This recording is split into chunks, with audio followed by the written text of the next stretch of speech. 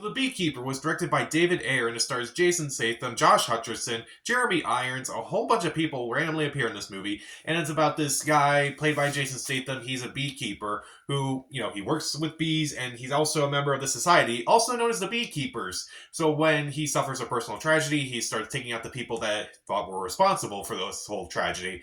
And we have people who are going after him because he went rogue and such.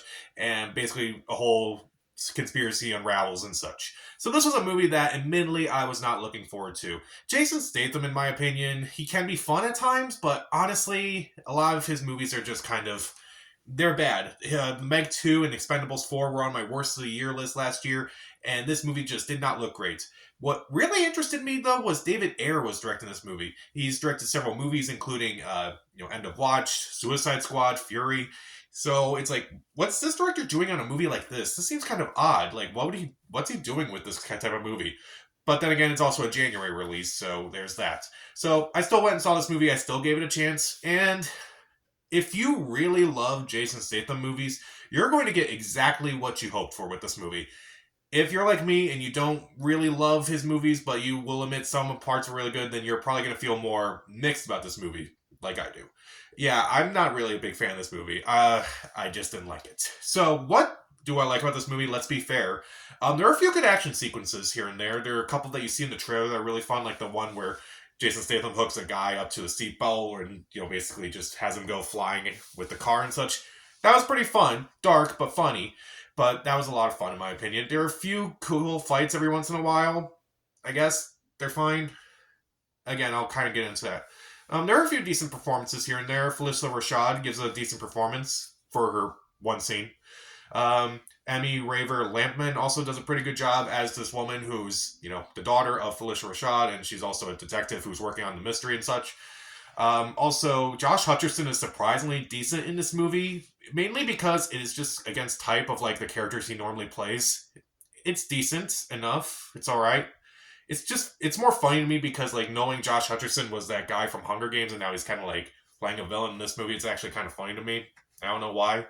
And also, David Witz, I believe that's his name. He plays one of the bad guys in the few opening scenes, and I thought he was more interesting than Josh Hutcherson. He should have been the main bad guy of this movie, but he wasn't. I thought he did a really good job. I thought he was funny, but not really the main villain, unfortunately.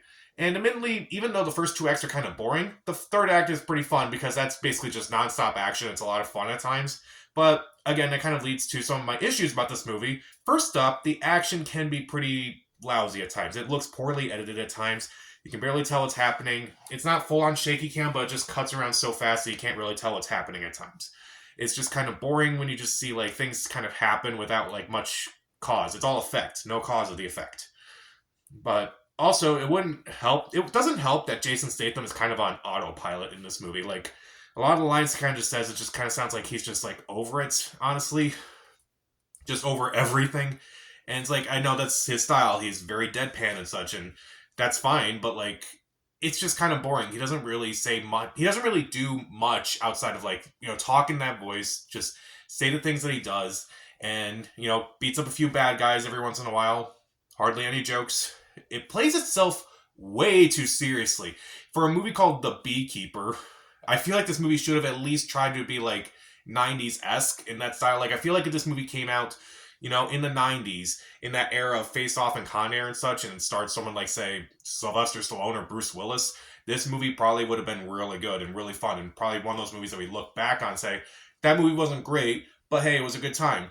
But again, because this movie tries to take itself a little too seriously, it's not really as fun of a time as you would think. Again, the first two acts are also kind of boring because a lot of it is just pretty exposition filled, and a lot of that autopilot stuff is just going on, and it just felt very boring. Jeremy Irons, all he really does is just do exposition. That's it. That's his whole character. Not a whole lot. It's like there's so much exposition, and yet while I'm watching it, I still have so many questions. Like there are so many moments where I'm like, how is that even possible? How did that even get in there? How did that even happen? But then again, these movies you're not supposed to really ask questions. But again, if I'm not really thinking that I'm having a good time, I'm going to start asking questions. And there are so many moments where I'm like, yeah, you're going to need to explain that, buddy. And also, there's so much wasted potential with some stars in this movie. Like, Minnie Driver's in this movie for a reason. There's a twist at the third act, which doesn't really make a whole lot of sense and is even more ridiculous, now that I think about it. But it would have made more sense if Minnie Driver was playing that character instead of the character that she is playing in this movie. I don't know why she did this movie. I'm pretty sure everyone just did this movie for a paycheck, but it was just a waste of time, honestly. And also, again, it's just not fun. It's just kind of ridiculous. It becomes ridiculous without even realizing it because I feel like it takes itself a little too seriously. Again, mainly with that third act twist where it's like, okay, this is just a generic action movie where not a whole lot is happening. But then that third act twist is revealed and you're like, you're not being serious right now. You're not being serious. You're not going there, are you? You are. Okay. So, yeah, The Beekeeper. Again, if you love Jason Statham movies no matter what, then you're probably going to enjoy this movie no matter what. But if you're like me and you have so many questions and you don't really love all of his movies and you can enjoy it once in a while, this is not really one of his best. Not his worst. He did 2 really terrible movies last year, and I would say this is the best movie he's done in the last 2 years. There are a few decent performances here and there. The action's okay. There's some fun at times. There's some jokes that are funny. But again, it is kind of boring for its first 2 acts. A lot of the stuff is on autopilot, from the action to the editing to Jason Statham himself to Jeremy Irons. There's a waste of potential with a lot of actors in this movie. It's very serious. It's not as fun as I think it should be for a movie called The Beekeeper. And there's just no sting to it. There's no buzz to this movie. Oh man. Should have done more puns to this review. Oh well. So I'll give The Beekeeper 2 out of 4 stars. Stream it.